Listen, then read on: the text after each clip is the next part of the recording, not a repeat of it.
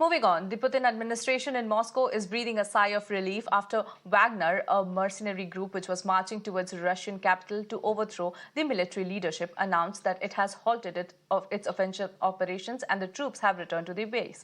Now, Yevgeny Prigozhin, the head of the mercenary Wagner Group, said he ordered his men to turn back in order to avoid spilling of blood. Wagner and the Putin administration have come to an agreement under which the group's chief will move to Belarus and all criminal cases against him will be dropped. Now, after avoid a crisis, restrictions have been eased across Russia.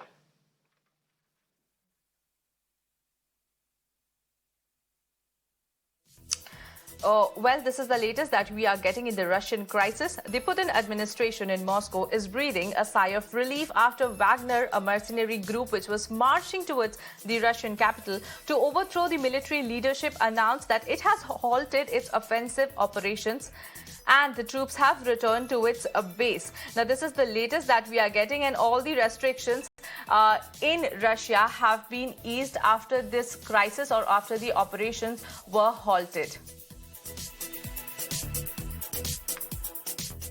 On that note, I am joined by my colleague Srinjoy on the broadcast. Good morning, Srinjoy. Now that we are learning that the Wagner Group have decided to return back to its base after the mutual discussion with the Putin administration, tell us how important was this mutual discussion for Russia? Over to you. It's hugely important for Putin because if the Wagner Group had decided to continue to fight, it would mean that Putin would fight on both fronts.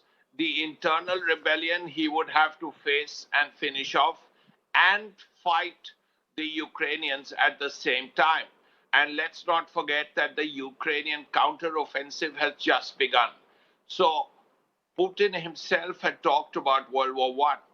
Putin himself had talked about 1917 when the Bolshevik Revolution began in November, the October Revolution, and it led to the end of the Tsar.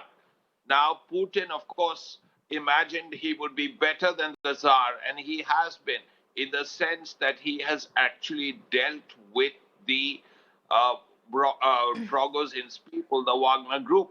Now, he has no rebellion, internal rebellion to deal with. He can fight the war. Now, that's a very big plus for him. And this would be a major advantage for Putin because he no longer has the Wagner Group to fight with.